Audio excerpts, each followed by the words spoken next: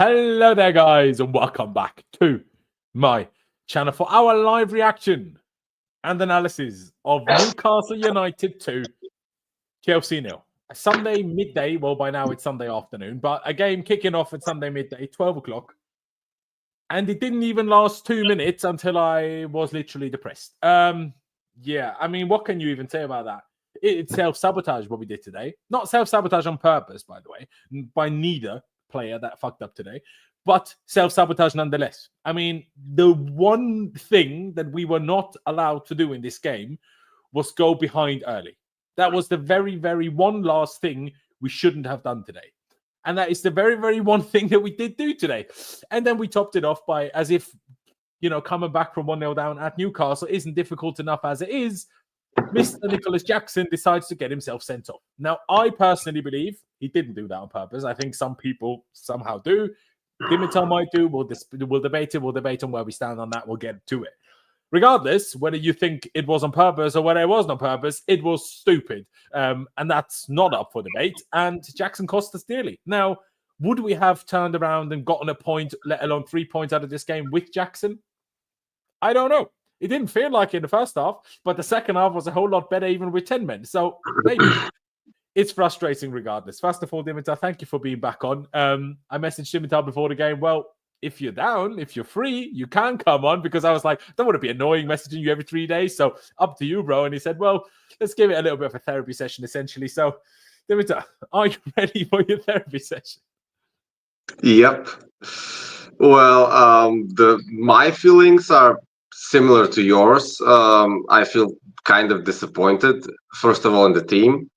Yeah. Mostly in Jackson, of course, because like I saw we had that discussion in the chat. Is it intentional? Is it not? I think it was kind of intentional because he looked at the player, and I mean, and I don't mean he wanted to hurt him, but he wanted to get one on him. And probably he got caught up in the emotion because in the first few minutes, Newcastle were all over us, and they were more aggressive. And I think the team tries to counter that with some kind of aggression, but I just don't think that they had the minerals for the correct type of aggression. Because sometimes you can be aggressive without being, how to say it, not without being dangerous to the opponent. You can show aggression, you can show passion. And I think that the fact that we have an inexperienced squad showed today. Because if we're talking footballing wise, we're a good squad. If we're talking mentally, we're not that great. We're definitely not that great. Yeah, I completely agree. We've got a couple of comments in the chat here already, ladies and gentlemen. Of course, if you're tuning in, I appreciate you very much. Hit the like button, hit the subscribe button. Talk to us in the chat. We want your thoughts. We want your opinions, especially when we get to the spicy situations of the day. Dylan says absolutely ridiculous today. That was never a red for Jackson. So that's one opinion already that we'll definitely need to talk about. Shredder says, I told you Maresca would bottle top 4, and that final, he's a clueless coach. I don't know how you come out of this game and decide Maresca is the guy that you have a go at. Like, whether you think he's good enough or not good enough is kind of besides the point. I don't really see how coming out of this game you're like, Maresca's the problem. Because Maresca is not at fault for Lavia giving the ball away after 1 minute, and Maresca is not at fault for Jackson elbowing the guy in the neck.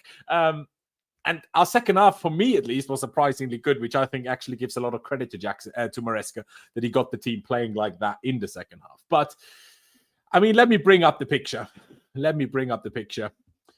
That, well, decided most of the day, that decided potentially Champions League qualification. People, of course, can't forget not only what did Nicolas Jackson miss 60-odd minutes of today's game, Nicolas Jackson will also miss the remaining 2 games of this season and the first game of next season. And that is the problem because of our squad. And that was also the problem today. You know, of course, your striker shouldn't get sent off. But when you then play like we did in the second half, and you're actually still in the game, and you're like arguably the better team, and you're finding ways to put them under pressure, but you don't have a second striker in the squad, so you can't even bring anybody on to put across to. You basically have no options. It's shocking. It is absolutely shocking from a squad building point of view. Now, I want to start with this comment here by Dylan. He says, ridiculous, that was never a red for Jackson. Now, if you scroll Twitter since the red card happened, you will have seen many Chelsea fans posting pictures or videos of elbow offenses that were not deemed as red cards. One yesterday between Aston Villa and Bournemouth, one by Newcastle against Arsenal. There's plenty going round. Now, with that said, sure, it is always up to the ref. It is always up to the stadium. The stadium plays a role here. Does this happen? Does the same tackle at Stamford Bridge get a red card? Maybe yes, maybe no. I don't know. I think the difference between all these clips and pictures that were shown, especially the one comparing it to yesterday, Villa against Bournemouth, was two people running next to each other and someone pushed an arm up in the face, not almost flying at somebody with an elbow into the side of the head. Slightly different story. Now, just before I let you speak, Dimitar, and we'll get to what we think of it, my take on it, and unfortunately, obviously, I can't show the video clip of it on here, but my take on it, when I seen the replays, was that, well, obviously Jackson was chasing Botman for the long ball that I don't know if it was Sanchez or somebody else that punted it, but anyways, another long ball that we punted, of which we did way too many. Botman looks to crouch to jump as Jackson's looking at him, and then all of a sudden Botman decides not to jump, and I think that's why Jackson had his elbow there. He expected Botman to jump, he wanted to jump into him to kind of push him out the way, but then he didn't jump, meaning it wasn't his shoulder there, it wasn't his chest there, it was his neck. Now, does that make it not a red card? No, it's still a red card for me. But for me, that part is the part of why it's not intentional. And I know people are saying he looked at him. Yeah, I know he looked at him. But by looking at him, that is why he thought Botman was going to jump. Because Botman, I don't know if he purposely faked it or if he last second decided, actually, I'm not going to jump, I'm going to let it bounce. I don't know that. But I think, just me, I think that's what happened. He looked at him, looked like he was, getting ready to jump, essentially, but then didn't. And that's why he had his arm as high as he did, and that's where Botman's head ended up being. That's what I think happened. But I think it's a little bit wild to think it's not a red card. Now, obviously, as a Chelsea fan, I thought that first instinct as well. I'm like, why is it? Blah, blah, blah. But realistically, if you're flying into someone's side of the head, elbow first, I mean, if that's not a red card, man, then there's plenty of other moments where elbows in the face weren't given as red cards. But I think those should also be red cards in most cases, because an elbow in the face, I mean, it just should be. Free YouTube says here, this is the one I'm talking about. Brooks' elbow against Bournemouth, it's a yellow card. Kulusevski elbow against Tottenham, it's not a card. But tonight, it's a red card because it's Chelsea. How much Newcastle paid for that? Donkeys. I mean, that is one way of looking at it. But I still think the Brooks' elbow was in running next to each other. It's not the same as flying at somebody.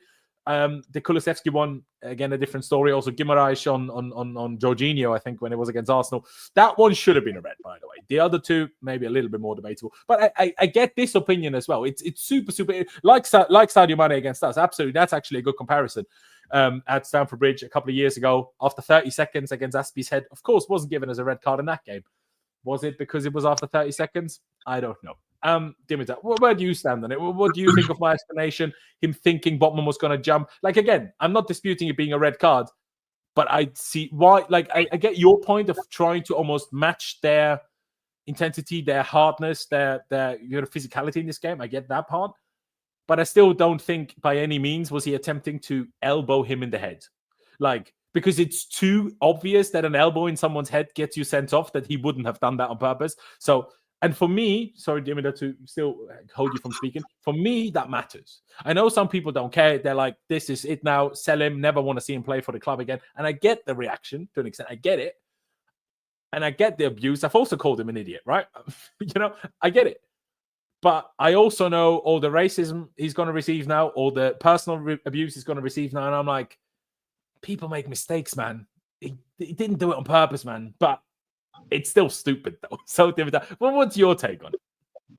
Well, first of all, your explanation actually makes complete sense. If you look at it that way, the only thing which I can think, or at least in my head, counter that is if you noticed when the referee was looking at it on the VAR screen, they did not only show it from the close angle camera, or at least on my TV. On my TV channel, they showed also a very wide angle perspective. And the commentator on my game tried to explain here the referee is looking for the distance between the two players at the exact moment when Jackson looked at him. So if the referee thinks that Jackson made a sprint intentionally towards the player, not with the intention to first get the ball. So basically, if Jackson ran at the player with more speed than it should have been needed, then the referee deemed that he wanted to how to say it, be aggressive on him, not to injure him per se, but he wanted to aggress on the player. And this explanation kind of also made sense for me, because when you look at it, Jackson really, he looked at the player and then he rapidly ran towards him. He was not looking at the ball in that situation. The important thing is he then stopped looking at the player and looked at the ball. No, and that's what I mean with he thought Botman would jump, then was looking at the player, lands on Botman and realized he didn't jump. That's what I think. I agree with you that if Botman had jumped, this situation would never have happened. I think it's maybe it's a free kick. That's it. Yeah. It just would have been a normal foul. And now I know that here sometimes when people talk about luck, you can snark a little bit, but I think here this was really first poor judgment from Jackson, then a bit of bad luck, and then also the next part bit of bad luck is that if the referee had given a red card, then probably VAR would have overturned it, I think, because in this situation they did something very silly, which they started looking for something that was not there, I think, and they really wanted to make something out of it, because sometimes in these games, if the referee loses control of the game, they can get really messy. And I think we were on that point in the game, because we also had maybe Caicedo and Lavia getting some slightly more aggressive tackles. We saw Newcastle, they were up for every single first, second ball. And maybe in the VAR referee's heads, there was also this thing that they should try and get the game under control, which again is also very subjective. Tomorrow the same thing can happen and they will not give a red card if they decide not to. But yeah, I think it's just a combination of poor judgment and basically circumstantial bad luck, which again does not excuse Jackson. But I completely agree with you that we should not be very extreme in our opinions. You should not be screaming at him. You should not be abusing him. You should not be screaming sell him. You should not be screaming at other people, because like you said, mistakes happen. Sadly, it happened in a very pivotal moment. But I think this has more to do with the fact that the mentality of the whole group is just not mature enough.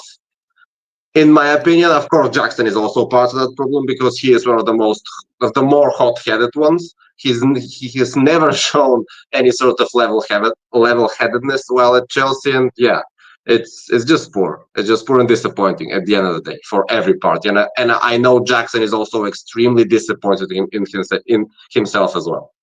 Yeah, no, I think that's important to remember as well. Like, I think sometimes people make it out as if Jackson went to the dressing room and had a laugh about it. I don't think so. I don't think so. But I do find it interesting. There is some people that do believe it's not a red card. I saw a few people on Twitter as well about this. Can people that do believe that, and obviously it was Nestor and also earlier Dylan, can you please elaborate what makes you think it's not a red card? Because if an elbow to the head isn't a red card, what on earth is a red card? I know you have these examples of there's been other still frames of an elbow in the head, and I know we are currently looking at a still frame as well.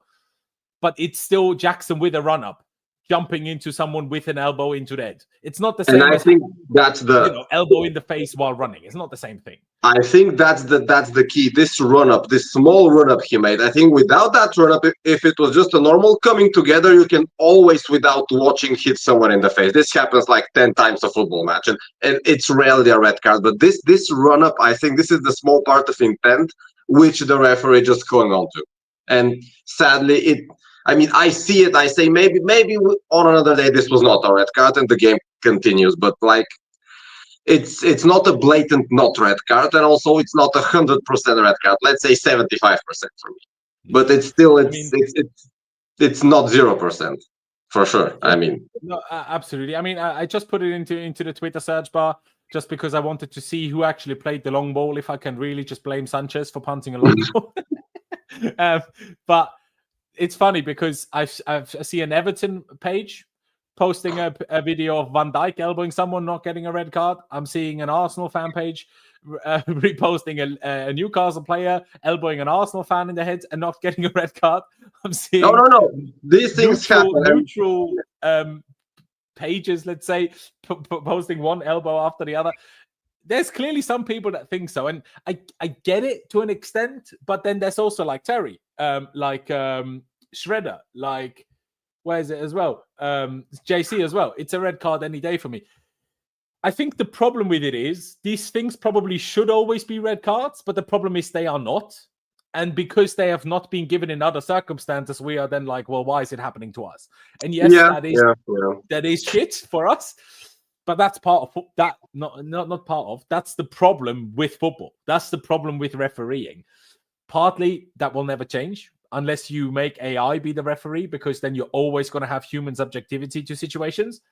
But also you're going to have humans getting affected by atmospheres. Like this referee today, I forget his name. He reffed 3 games before this for us. John Brooks. We lost all 3. Yeah, Brooks. We lost all 3. We lost to Ipswich, we lost to Arsenal, and we lost one other. And then he had reffed 3 Newcastle games already season. They won all 3. I mean, make of that what you will. make of that what you will. Grant says, the way I see it, Jackson is expecting Botman to jump for the ball. He intends to hit him, but not in the head. Yeah, exactly. And if the elbow goes in Botman's arm, let's say, yeah, it might be. It should have been elbow against elbow, or elbow against shoulder in best case. That is what it should have been. What I think Jackson is trying to do is realizing he won't get the ball and trying to put Botman off of getting the header. That's what I think he's trying to do. Probably, he's just trying to stop him from clearing the ball. This is that aggression on the first and second ball, which we tried to do, but we just could not materialize it. Exactly. For me, that's exactly because this happened. This kept happening in the second half. Even though we were much better, I saw some situations where we tried to be aggressive, but we either made falls or we didn't just get anything. So this was a running theme throughout the game for me, that we lacked a bit of correct aggression or correctly executed aggression. Yeah, absolutely, and that's exactly what it was. And to bring up the FOTMOB screen, and you can see the momentum and a couple of the base stats. And see, we didn't have much momentum. Most of it, excuse me, was in the second half. My big problem, and we'll get to talking about the first goal we conceded in a second. Let's start beating Forest right now. Well, imagine if we got saved that way. That would be wild. Big up Connor Cody. My big problem is we gave the ball away because we conceded the goal from trying to build out from the back and beating their press. It didn't work. Sanchez was scared of making a mistake, and every single time Sanchez got the ball, he punted it long. Every single time. And fair enough, I'm not even trying to say this is all Sanchez's fault, because it happened too regularly for if the manager, if he had an issue with it, he would have done something about it. But what annoys me is if we're going to punt, please, guys, as this team, push up as a team, because what we did is we punted it to Jackson. We punted it long. Sometimes near Jackson, sometimes nowhere near Jackson, sometimes to Noni, sometimes to Neto. They never stood a chance, right? But the team didn't push up. Therefore, Newcastle won the header. And then we tried to push up by then, which meant there were gaps. That meant Newcastle needed 2 passes and were through our midfield again. And then they could put us under pressure. We had to sit back again. And then the whole thing started again. We had to then wait until we win the ball, or they put it out. We play a long ball again. And that was the whole cycle of the entirety of the first half.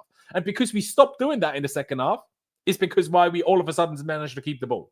Now, obviously, Newcastle were 1-0 up. They knew we were down to 10 men. They didn't have to push in the second half. Obviously, that plays a role. But the whole first half also happened this way because Newcastle were 1-0 up after 1 minute. And they didn't. They had to win this game as well. And they knew we had to win it. You know, we were level on points and level on goal difference going into this game. So Newcastle was like, well, we know these lot struggle against low blocks. Now we're 1-0 up. We're just going to park the bus. They don't have a striker in the box that's going to win a header against Botman and Dan Burn and whoever else they've got at the back. We're not going to be a threat from set pieces. We're not going to be a threat from open play now that they can sit back. So really, we just perfectly played into Newcastle's hands. And this is also why I tweeted, Jackson fucked up today. And judging by the second half, maybe I was wrong at the time. But in that moment in the first half, I was like, for me, the person that cost us here is more Lavia than it is Jackson, because I think the whole scenario plays out the way it does because we went down 1-0 after 1 minute. If that doesn't happen, the whole game is different. You know, the atmosphere wasn't bad before the game, but it was slightly flat. You know, we actually started well. We got a corner after 1 minute, and it was actually Neto doing a good job winning that corner. What happens? Enzo Fernandez takes it, doesn't make it past the first man. They clear it. They have an attack. Caicedo somehow manages to clean it up, even though people used it as, look at this. This is why we should play Reece James instead of Caicedo. We had a corner. That's why Caicedo wasn't in position, because we had a corner. Do you think Reece James would have been at right back if we had a corner? No. He wouldn't have. No, So he would have been the one taking it probably. Exactly, exactly that. Or waiting outside the box to shoot. And certainly wouldn't have had the same pace as Caicedo No, to come back. it's not Caicedo's fault for that goal. Definitely if not. Reece was in that position, we probably concede on the first cross, not on the losing the ball after. But that's a different point. Anyway, Caicedo wins the ball, plays it to Chalobah. Chalobah then, this is where we can debate about who's at fault. Could Chalobah have punted it? Would the goal have happened then? No. Chalobah could have punted it. That's true. But at the same time, Chalobah chose to play to Lavia because this is what Lavia is here for. Lavia is literally in this team to be a press-resistant midfielder. And the reason why Man City are as good as they are when Rodri is fit is because you can give Rodri the ball under no matter what pressure. He gets out of the pressure, and then there's space. And that's what Chalobah tried to do with Lavia in that sense. Unfortunately, Lavia messed it up, gives the ball to Newcastle, and then they end up getting a goal. Chalobah is also a bit of a mess in defending. But this is, again, what happens. First, we got hit on the counter from the corner. Then we win the ball back, try to spread out again to start our own attack, lose the ball again. And that meant nobody's position was anywhere near right. Like, Chalobah was somehow between Tonali and maybe Isak. And yeah, he was out of position as well. Yeah, he was out of position anyway, but he kind of needed to cover both, but obviously he couldn't. And in the end, he covered neither, which obviously is an issue in and of itself. But I mean, Dimitar, what did you make of that goal, and how much of what unfolded for the rest of the game do you put down to that goal? I actually think the goal was not that crucial. I think just Newcastle had figured out how to nullify this tactic we use now as Caicedo at right back. Because having Caicedo at right back means that in the passage of play, when we control the ball and set ourselves up, we have to make a couple of passes so Caicedo can move with the ball from right back to the middle. And today, in the first 30 minutes before the red card, Newcastle perfectly nullified that by just pressing us so high up the pitch that Caicedo started every single attack deep from right back. He had very few possibilities to move with the ball or to move the ball. And I think this exposed Lavia as having to cover a lot of ground on his own, which normally did not happen in the last few games. I mean, even against Liverpool, when we had more control of the ball, everything was at such a slower tempo that we could perfectly set ourselves up every single time. And the previous game, I think, against Everton and the game in the Europa League, even though with different squads, we kind of had perfected that at a bit of a slower tempo and against opponents who do not press aggressively. But since Newcastle pressed so aggressively, Anthony Gordon was basically up Caicedo's ass all the time in the first 30 minutes. So he had no choice but to stand there. And then you saw this big disjointment in the middle where there was a gap between Enzo and Lavia. And then Chalobah, obviously, he should have punted it. But in this situation, normally, with 2 or 3 passes, you should be able to bring the ball calmly into the middle where Caicedo and Lavia can, can mastermind some sort of attack or can just move the ball, keep possession, and recycle it. But we could not get to that stage, and I think that our setup was a bit wrong, even though I will say now, I think the manager has no fault for this game today, for losing this game, because I think the team generally let him down. And this is the feeling I got throughout the game. Not only the individual mistakes, but just let me finish. Not only the individual mistakes, but I think that also Palmer and the team play in the final third, even in the last 30 minutes where we dominated, was just not good enough. And they should have been better. We can't have Cucurella have the best shot of our game. And this was the best shot by a country mile. No one. Enzo one was probably close second, right? That Pope had to tip. Okay. The Enzo one was good as well, but I think Cucurella was the first dangerous shot we made the whole game. And was our first on target, maybe. Yeah, this as well. And this happens relatively often to us when we are absolutely incredibly bad in attack, and then Cucurella pops up with a shot or a goal out of nowhere. And I think this should not, the players can do much better. This is what I think. Yeah, no, and I agree with that. And I also agree with that being your analysis for the first 30 minutes. But I disagree on the specifics of the goal itself, because it came after they countered our corner, which meant that our whole defensive shape was different in that moment anyway. But in principle, I completely agree. It's just in those other moments, it was an issue for why we weren't better in the game, but it didn't cost us a goal. What I wanted to say is it did not cost us a goal, but think even without the goal, the first 30 minutes would have been very similar, even without them scoring a goal. But you are right, this was nothing to do with the goal, the setup, because we were caught on a counter from our own corner, which is a specialty of Chelsea Football Club to cause trouble to ourselves. Yep, it is. Dimitar, what is your reaction to this comment by Max? Now, Max is, unless this is a secret account by Pys, obviously Max P could in theory be, but I very much doubt you are here while you're streaming over on your platform. So I doubt this is Pys. So Max, what do you think about this statement, Dimitar? Because for me, this is just what Chelsea fans do. Because we had that very same lineup for our last, including today, 3 Premier League games. One was a win against Everton, one was a win against Liverpool, and now today. We started with the exact same 11 for all 3 of these games. Did you feel it was an issue that Reece James didn't play in the last 2 games? Now, I have to say, before the game started, I was happy with the lineup. But after literally 5 minutes, I saw that Newcastle were exactly prepared for this lineup. Now, I'm not saying Maresca should anticipate what Howe would anticipate, but I think he should have had it in his mind that this is basically a cup final for Newcastle. Because they knew that if they beat us, for them it's basically, I think they need 1 more point to guarantee Champions League qualification in their last 2 games.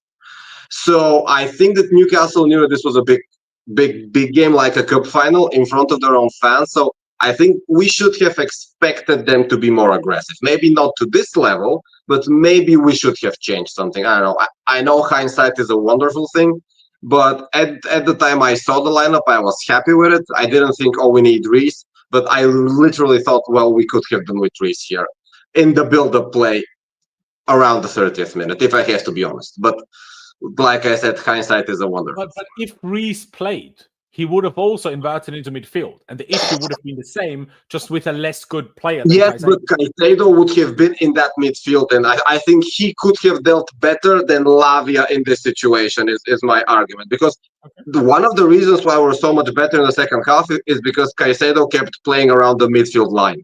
And Caicedo around the midfield line, for me, is where he's most dangerous, personally. I don't think he's that good defensively, but oh my God, offensively and controlling the tempo from the middle, he is the best player we have. And he always brings up interesting things in attack as well. And him having no access to the opposition half just made us absolutely toothless in the first 30 minutes. We were all long balls. And this is not how Maresca wants to play. This is not how we want to play as a club. So I think that James could have helped a little bit, not because he is so much better, but because then shifting other players would make a difference, in my opinion. Now, of course, again, hindsight. So I hear that. But after the last 2 games, we were saying the reason we are now good again is because Lavia is in the team. You know what I mean? And then I also have to say, and I also said it on Thursday, you were here with me, Dimitar, I was very critical of Reece James after Thursday. Oh, yeah. Because if I see a player, that is true. I know it's only Conference League, but if I see our captain in a European semi-final not be bothered to run while he's playing next to a 16-year-old who he's supposed to be a good example to, and I see him not be bothered to run, we would have been 3-0 down in the first half if Reece James wasn't bothered to run again. And if he's not bothered to run on Thursday, why can I expect him to be bothered to run today? Last time, by the way, Reece James played away at Newcastle, he got himself sent off like the biggest idiot, just like Jackson did today. So don't talk to me about, if Reece James played today, everything would have been different. Fuck off with that. You know, remember what Reece James did last time when we played as James's part. Think about that. You know, I'm just saying, like, this, like, no, you're right. Reece doesn't play, we're like, if only Reece played. Every time Reece James plays, he's shit in midfield. It's every time, like, no, just because the result wasn't right doesn't mean the lineup wasn't. It was literally the same lineup that beat Liverpool 3-1. And yes, you know, Max followed it up himself, but saying none were away to Newcastle. I'd have lined up 4-3-1. Okay, I mean, we have to take this whole thing out of it. Our manager isn't going to change his idea. You can think that's right. You can think it's not right, whatever. But also, 4 years ago, you people would have called us embarrassing for changing our tactics for going to Newcastle. Because 4 years ago, you would have said, we are Chelsea. We don't change our tactics for anybody. But now you're like, should have lined up differently. So it's always like, if we won the game, they're like, best manager in the world. But we didn't win, so it's like his fault. But the same team could have played. You know what I mean? And no, by the way, I agree. One last thing I want to say on this Reece James thing. I also think that the problems that we had with Caicedo aren't that big if we don't go 1-0 down. Because I think it raises the atmosphere. It increases Newcastle's confidence. It kills our confidence in playing out from the back. And I think the whole problems that you elaborated correctly, I don't think they are as bad if they don't go 1-0 up. Because possible. Yeah. No, this is very much possible. I agree. Once we went 1-0 up, you might as well have brought Reece on immediately. That's fair. But I think at 0-0, what we went with was the best lineup, in my opinion. Again, everybody can have a different opinion, but I think it's too easy to say, if only Reece played. No. I mean, they definitely surprised us. And I was also surprised. I mean, I was expecting a tough game, but Newcastle came up for it like on the maximum gear. And fair play to them, because that's what you are supposed to do. And they were in front of the home crowd. They wanted to win more. I know it's a cliche, but I think they really looked like they wanted to win more, at least in the first 30 minutes. But I gotta say, we also looked like we wanted to win, at least in the second half. Exactly. Exactly. So that's why football is a funny game, and sometimes small margins decide the game. Because we could have won in the second half. They were terrible. I have to say this now. They were awful. Or at least equalized, because they definitely wanted to play for a draw. I believe I think that they would have been content with a draw as well in the second half, the way they played, which is baffling to it because of those first 30 minutes where they gave everything. So it was a weird game for sure. I mean, it was a weird game. Yeah. And then Max obviously follows it up by saying he's a captain. He could have finally stepped up. He could have done, or he could have got himself sent off again like last season. He could have done. But like I say, I think this very corner that we ended up indirectly conceding from our own, I think we concede 3 seconds earlier if Reece plays right back. But I understand everybody will have a different opinion. Now, Mazza is trying to explain our current point situation now. Obviously, games left to play, and it's a little bit up in the air to be quite clear on it. Which is Newcastle's last game? Does anyone know? Because I know they play Arsenal next. Let me see Newcastle. I look it up. Everton at home. Okay, so they're probably gonna win Everton. So we have to hope they lose against Arsenal. Yeah, but do we? Because it's enough if we come fifth. So this is why I don't really understand. We're not reliant on Newcastle to make Champions League. Yeah, but let's say they potentially draw against Arsenal, then both teams get a point, which is not ideal for us, I believe. Yeah, no, obviously, but look at the table in front of you. We are currently fifth. Yeah. And we are, same level with points with Villa, but we have a much better goal difference. So what we have to do from here on out is match or better Villa's and Forest's results. And that's all that matters. People say we must win 2 games. No, we don't. We must win 2 games if Villa win 2 games. Otherwise, we don't have to win 2 games. Wait a second. All Forest are equal with Leicester now. But the thing is, if Forest win today, we're behind them. Or not. Yes, that is true. But then we still only need to beat Forest. Yeah, okay, yeah, we have a direct game against them. Okay, so if we win 2 games, we qualify. Okay, yeah, got it. Yeah. Dimitar, I don't know what happened. I don't know if maybe you moved your phone, but your microphone sounds very different all of a sudden. It sounds like it's slightly covered, or you put it into an aquarium. That's what it sounds like. I'll exit and enter the stream again. Yeah, do that. Be back in a second. As for Mazza, not ideal. We need 67 points, handle our business, assume Villa will do this. Now, yeah, that's obviously fair. If you assume that they win their games, then you're right. Then that's what we have to do as well. Absolutely. Plays against Tottenham and United, 6 points for them. Sure, but we also play United. For us, it won't be guaranteed 6 points for sure. Again, I'm not saying you guys are wrong. I'm just saying in theory. And the one thing I'll say is, did any of you expect City to drop points against Southampton yesterday? I don't think you did. No. So I think what this season and the last few months have proven more than anything is that you can't expect all the teams between 2nd and 7th to win every game. They won't. Oh, no. We won't. Newcastle won't. Arsenal won't. You can actually expect them all to bottle every game. This is a better exactly. And someone said earlier, we just have no idea how to break down a low block. Yeah, but also this is Newcastle at their place, being 1-0 up. City couldn't even break down Southampton. You know what I mean? With Pep Guardiola. So are we now saying it's because Maresca we can't break down Newcastle?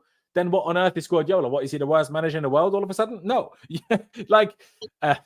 It's tough. Now, top 5 is still in our hands to an extent. If Forest win, then it's still in our hands, but obviously then we must beat Forest. If Forest do not win today, a draw against Forest in theory is enough, as long as Villa don't win both games.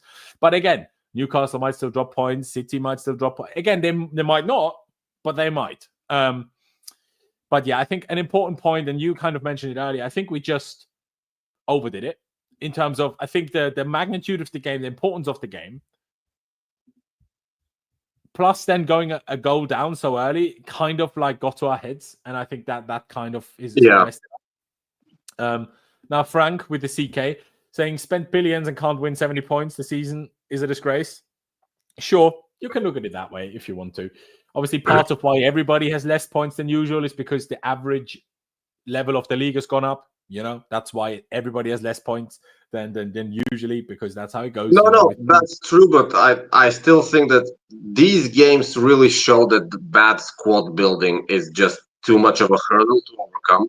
Because I believe if we had a bit better players, we would be comfortably upper in the table. I also believe if we had a marginally better manager, we would also have been better. But the squad building as a whole has been horrible for me, because not only we did bad transfers in the past, now this will also hamper our future transfers if we potentially don't go in the UCL, because all of the money we amortized is not disappearing.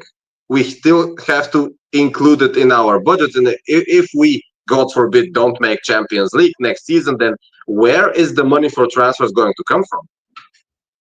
I mean, I don't know. But honestly, bro, to me, it doesn't feel like no matter whether we make Champions League or not, we will make particularly big signings. So, yeah, but the thing is, we will make a lot of signings. Is what I also expect, because if we make Champions League, I would expect that the direction of the club and the transfer policy will continue. If we don't make Champions League, there is also a chance that the same policy and same direction will again continue. And then where does the money come from for these big transfers? I mean, can you trust our board to actually sell Chilwell, to actually sell Disasi, to actually sell Felix, to actually sell someone else who I'm forgetting right now? I mean, Nkunku, Dewsbury Hall. Oh yeah, Nkunku. Yeah, I completely forgot. You know, that's countless, which is part of the problem. My problem is much bigger than, like Frank said, spend billions and can't get 70 points, like whatever, it's 70, 65, 75, doesn't matter what points aim you now talk about. It's kind of pointless from that perspective. My problem is that we've spent so much money, but really sit here and say for nearly half the squad, I think could sell him. Yeah. I mean, can't in terms of the money we've spent for him. We can't sell him for profit, but should sell him in terms of are we looking at players that are good enough or not? And this is why I'm like so adamant where it's like, okay, sell Jackson. What we need to do is buy a different striker and still have Jackson. Because do you really think we're going to sell Jackson and buy 2 real strikers? Good luck with that. So otherwise, we're next season sitting here without strikers again. So what is the chance? What is the chance we find 1, let alone 2 strikers who will score more than Jackson? Because there's always the possibility you buy someone who is better in theory, and then he scores 5 goals in a season, and then what? And if we buy 2 of those, then what do we do? I mean, so it's always a gamble. Yeah, thankfully we do not, Max, but I get your question. Ross says, don't forget we still have Kepa. Honestly, better than Sanchez. But and Kepa, at least, if he punts the ball, I can have some sort of faith he will go somewhere near our striker. That's at least, something to give Kepa, as much as he has other problems.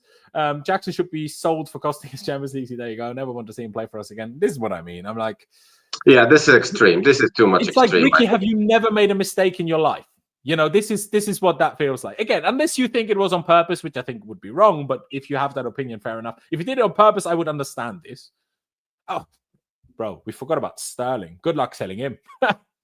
Oh, yeah, Jesus. Well, there was some sort of news, I don't know if it was fake or not, that the Wrexham, this team, that they would want him, but they will never be able to afford him. No. And also, I very much doubt that Raheem Sterling wants to move to Wales.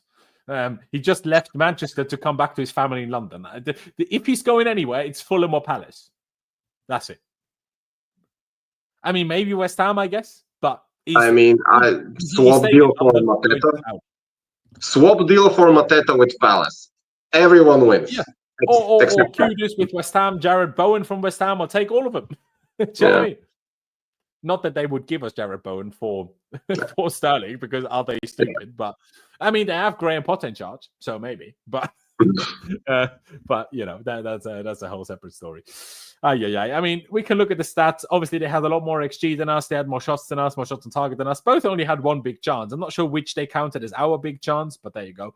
Probably the Second half, just had Cucurella. a lot more possession, a lot of possession, 67 in total. There was, I mean, look at how little XG Newcastle had in the second half. Obviously, that goal at the end taken quite a heavy deflection from Gusto. Shocking defending from Gusto as well. Why don't you close him down?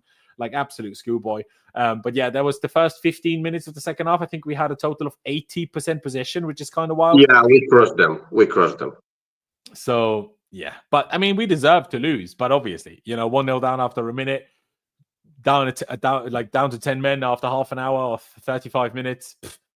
Of course, I mean, we do deserve to lose, but I also think that the behavior of Newcastle in the second half was not a smart one. I mean, that they could have and they should have been punished for their behavior in the second half, how they really let the foot off the gas. They just let us control the game completely for most of the second half. I think this was a mistake by them, but sadly, we were not in a position to capitalize. Yeah, no, absolutely. I mean, that's an interesting take, I guess, especially when we focus on the second half. Now, my take on this is that Newcastle, like I said earlier, this was a must-win game for them. It was from a winning position, also not drawing the game, because that would put us in an okay position again, because for us, a draw against them would have been a good result. Even with 11 men, let alone 10 men, I would have taken a draw today. And I think the logic for them was, well, if they pressure us and they dominate the ball, then we can counter. And then if you have Neto, if you bring on, I don't know, George, if you still have Palmer, we could do something on the break. But if they just sit back and make us break them down with a man less, without a striker, they knew that the likelihood of that happening was very I know. It could have happened. Cucurella could have scored. Enzo could have scored. Reece maybe could have scored. Palmer could have been better than the awful thing he did today. Like, Palmer today was probably a generationally bad performance from him, in my opinion. He was non-existent, I think.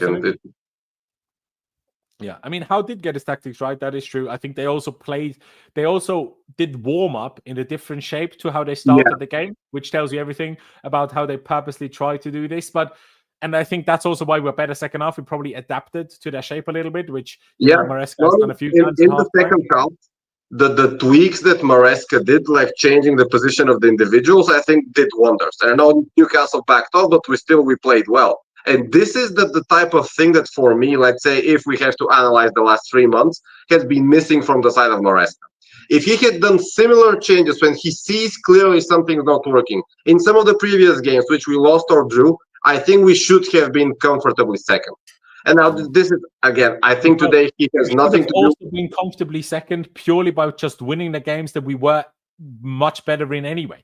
This as well. But, you make a point, but then we're not that great. Of course, there's going to be a few games where we're not. Yeah. But there were plenty of games where we were the better team and still didn't win. Yeah, I know. This is why I think it's silly to blame Maresca for the season, because I'm like, well, we had plenty of games that he coached us more than well enough to win that game, and we didn't win those games. I know. And I'm not even saying that you are like that on Maresca specifically anyway, but still, Howe did get his right, and I think Howe is a very good manager who's certainly, but you said it earlier, it was a cup final for them. That team now believes it now. After they won that cup final, the real cup final, after they won that, if their manager makes a game like a cup final, they're like, well, we're winning then. You know what I mean? Yeah.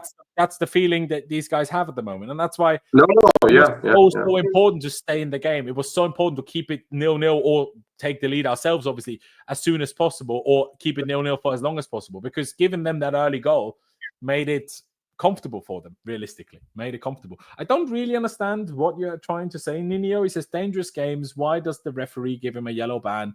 So football starts to become dance. 15, 20 years ago, there is nothing at all wrong with this foul. I assume you're Jackson. But he gave him a red ban, not a yellow ban, but sure. You're right that 15, 20 years ago, it's not a red card. First of all, there's no VAR then. But second of all, football's changed. But also we realized when we looked at the players that were then 30 that are now 50 and they all have Alzheimer's, we're like, maybe we should stop hitting exactly. I generally agree that the game's gone softer, but specifically for hits on the head, I think there should be a zero tolerance policy for hits in the head, because they have to head the ball anyway, which damages their heads. And now if we let them hit each other in the head, it's going to be mayhem. So let's try and That's make the problem, right?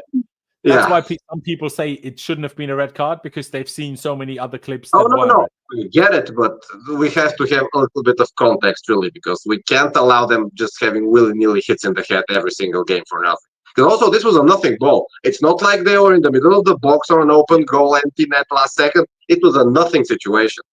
Yes. And in those played one ball out wide, one cross.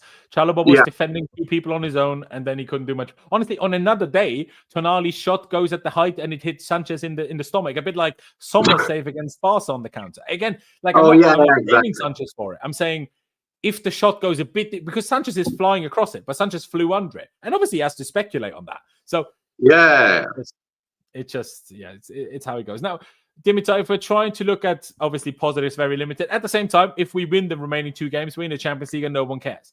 But we might also not win those 2 games, play Europa League next year, and we all shit ourselves. But was there 1, 2, 3 players where you like they stood out positively to you in any way, either maybe just in the second half or as a whole?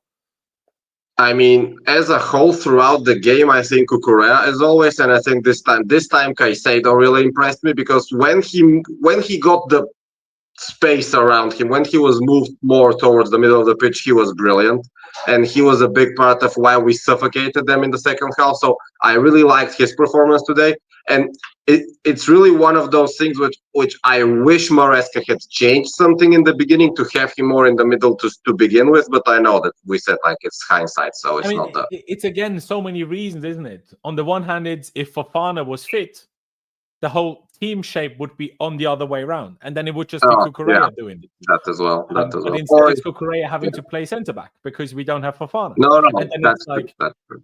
Yeah, and then it's like because you don't have another right centre back who's actually good at doing what Fofana does. Chalobah tries his best, but he's not quite the same profile. And then you have the same issue with the striker situation. It's also even the winger choice, right? By the way, I agree. Caicedo was very good. I even think while inverting from right back, he did. For what his job was, he did very well. I think the fact that he stopped Gordon as he did with how fast Gordon is credit to Caicedo. He had 4 out of 4 tackles. Okay, 5 out of 10 ground duels, you say could be better. But if you add 4 out of 4 tackles to that, plus 2 out of 2 aerial duels, plus a 95% passing accuracy, and completing the most passes of any player in the game, again, a pass isn't everything. But if you watched Caicedo today, he didn't just pass it backwards. But one of the other things, I think starting Madueke left wing made sense at 0-0. As soon as we went 1-0 down, you would have rather had Sancho there. Because Madueke is good when there's sometimes a bit of space. He can use his pace, he can use his strength, he can go into a dribble. But as soon as Newcastle sets up in a 4-5-1 shape, Madueke wasn't doing anything from left wing. Nothing. And he couldn't really, like, I'm not even blaming him. Then you would have preferred Sancho. So this is what I mean. Like that goal in the first minute, second minute officially, changed so much. That's true. That's true. Tragic. It's definitely true. A couple of players I maybe want to mention, obviously, like you touched on, Cucurella did a job, especially second half. I thought it was impressive from left wing. He doesn't play this a lot, does he? So he did good in terms of a couple of good crosses. That shot that he had was our closest player to scoring. I think Colwell had a couple of phenomenal tackles. There was maybe a moment or so he was defensively, I thought Enzo was honestly quite good. Like I didn't notice Enzo do something wrong. I noticed Enzo run up and down the pitch. I noticed Enzo trying to win the ball. I noticed him positively, really. Who I gotta say, as much praise as he got, Enzo, 93% out of 40 is good. 4 out of 5 dribbles is strong. Ground duels, 7 out of 10 is strong as well. My man had a good game again. Lavia, not only that mistake, he only misplaced 2 passes. Unfortunately, that one of them led to us conceding. The thing is with Lavia, he just didn't felt comfortable, I think. Yeah, he didn't feel like he was in the game properly today. He just felt completely not marked out of the game, but not placed in the game. I don't know if that makes sense, but he just felt like he's not there for me. I don't know. He played really well against Liverpool, but today he was just maybe not the right fit. And it's hard to guess it. It's hard to do these kind of things, but today was just... And I feel sorry for him because at least he's fit, but this will not do well for his confidence, sadly. No. And I was also surprised that he was again taken off at the score that it was. Now, I know it was partly to bring Caicedo into midfield more clearly, but still, I did find that interesting. Also, why was the halftime sub Madueke for Reece? Like, I know we probably wanted to seal it up a little bit and deal with their pressure better, but we were 1-0 down. Why are you taking... And we lost an attacker through a red card, and then you Yeah, took but one... we played better after that. I mean, Well, technically... we did, but obviously we don't know. Would we have played also better if Reece came on for Lavia instead? You know what I mean? Straight away. This makes sense. Yeah, this makes sense. But I think maybe looking at the last few games, Maresca is clearly planning next season to have Lavia as that permanent linchpin, or at least he's hoping that he would be fit. And I think He is hoping. trying out different partnerships with Lavia, like I said, Lavia, Reece Lavia, maybe Cucurella Lavia, I can kind of get that. And also, it worked today, I believe, in the first 50 minutes of the second half. Reece and Lavia together, they did well. Even though, again, as we said, Newcastle stepped back a bit. Our team functioned properly. I believe this is how Maresca probably wants us to play every single game, hopefully with 11 men on the pitch and maybe with some other adjustments. But yeah, if he manages to coach us to play more like we did today in the second half, we're going to be much, much better to watch. I can guarantee you that. Because he did something very right today, and I hope that he is able to reproduce it again soon. So do I. So, I mean... How did you feel that we did that second half? Or and then how did we do? But what did we change that honestly made I don't such a know. dramatic change to how we played? Honestly, I don't know. I mean, like we said, moving Caicedo up the pitch, having more freedom in the middle, that's due to Newcastle backing up. But why did our attacking play click so much better in the second half in certain moments? I don't know, honestly, because we actually had only Neto and Palmer as out-and-out attackers, and they together were more threatening than the four of them two plus Madueke and Jackson in the first half. And I don't know how that happened, but it just did. It's interesting. This was, by the way, the average positions, including the subs, so more towards the second half. Obviously, there was a few shifts of players that played the first and the second half, and then their position is kind of like untrue.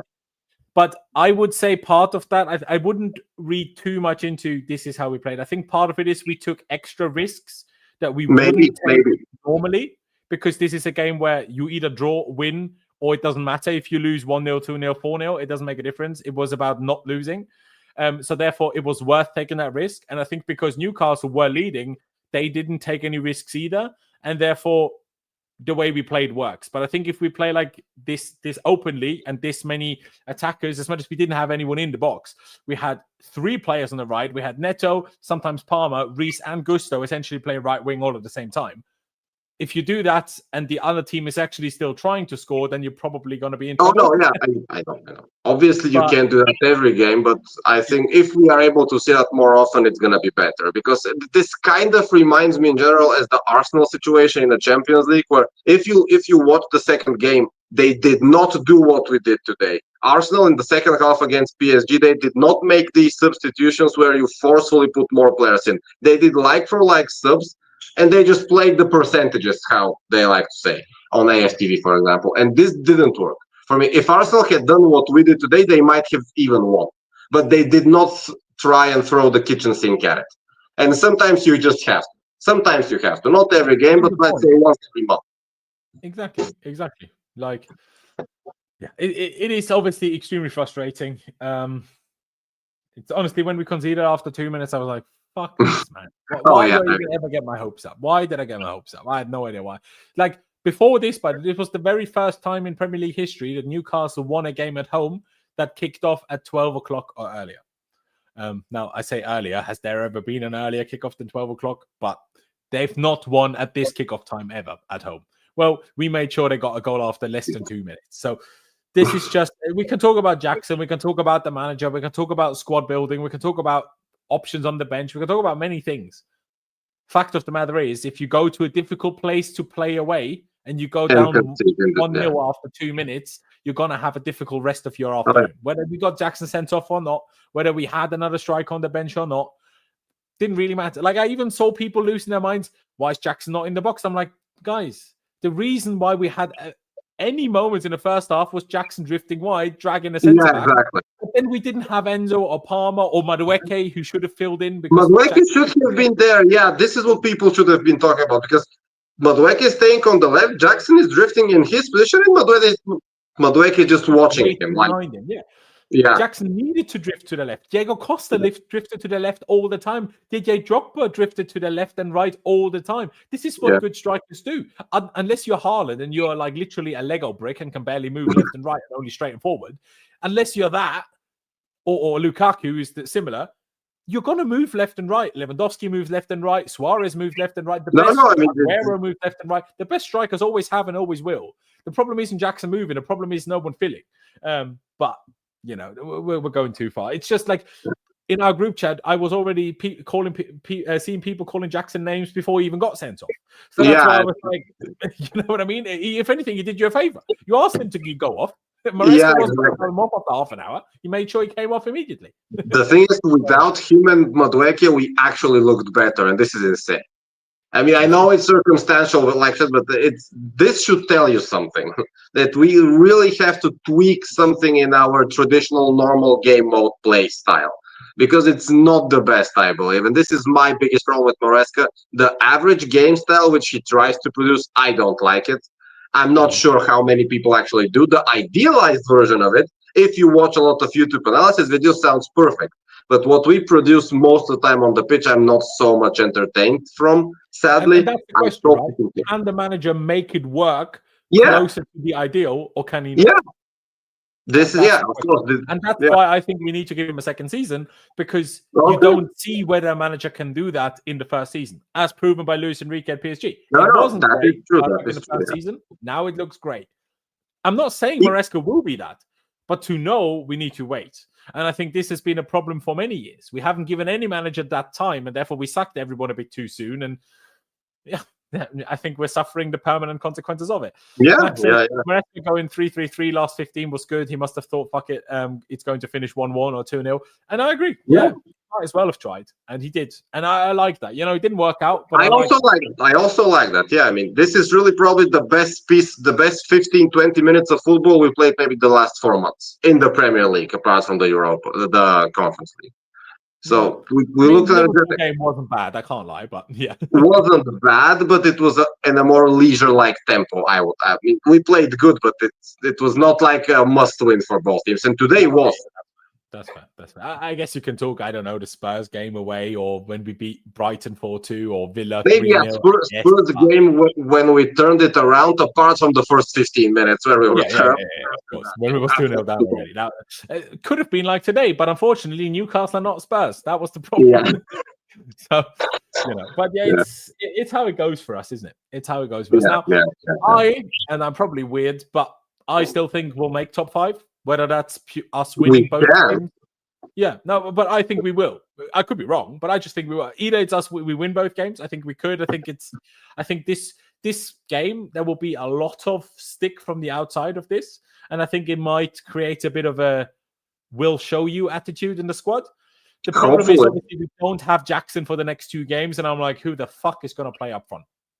Neto. Yeah. And also does this mean then do you think will Maresca play Jackson for the final after this?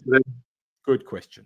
Because this is also like, I haven't obviously heard any post-match interviews. I'm very intrigued how Maresca is what he's going to say on it, because he didn't even look at him when Jackson walked off. He didn't even look at him. Yeah. So Maresca was fuming as well. Oh yeah. Obviously, it's also his heat of the moment. I'm sure he will calm down and he will speak to Jackson. Jackson, I'm sure, will apologize to the squad and the manager, and then everybody's going to be happy with him again. But will he start the final? If we had another strike, I would say no, because we don't. I think yes. Because unless George plays up front the next 2 games. I mean, it's just not only a psychological thing, but let's say we win the next 2 games without Jackson, then do you start him?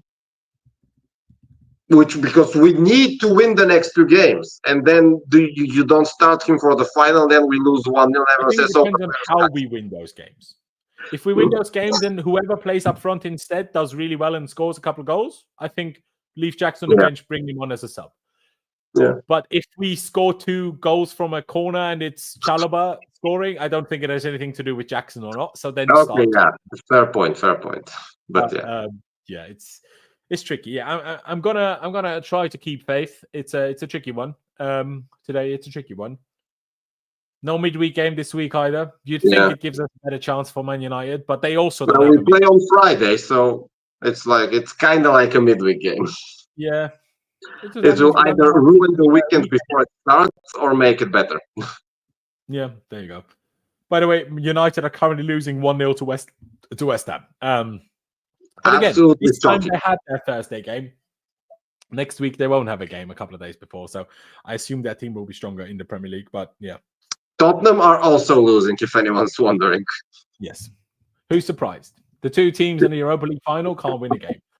But we're in a European final. We can't win a game either. So there you go. We were on a run, but now it's come to an end. I read something that both of that United and Tottenham can lose something like 42 games between them this season in the league and still make the Europa League final. In the worst case scenario where they lose. This is insane. I think we should start. If they play 0-0, neither should get the Yeah. It's just like, okay, no winner this year. They should just leave it in Bilbao and they'll pick it up. Yeah, exactly. Just leave it there. Just give it to Sevilla. Do you know what I mean? They've earned it, right? Surely they've earned it. Yeah, why not? Might as well give it to them. Or give them all to us, because if we win the Conference League, we've won it all, so just we'll have it. It's fine. It's fine. But yeah, ladies and gentlemen, it's about time we wrap this one up. Thank you very much for tuning in. What a day for Chelsea, 1-0 down after 3 minutes, one man down after half an hour. And somehow the second half was not that bad and gave not hope, but honestly, I expected to be more infuriated by the end of this game when it was halftime than I was in the end, because the second half was better than I expected, I guess. But it also doesn't help us anything. If we don't finish, but it could have been much worse for sure. That it could have been much worse. Yeah. But at the end of the day, we beat Newcastle at the Bridge. We lost to them away. Is that surprising? I said this in our group chat today. Jose Mourinho never won at Newcastle with Chelsea. Yep. And Newcastle were nowhere near as good when Jose was at Chelsea as they are now.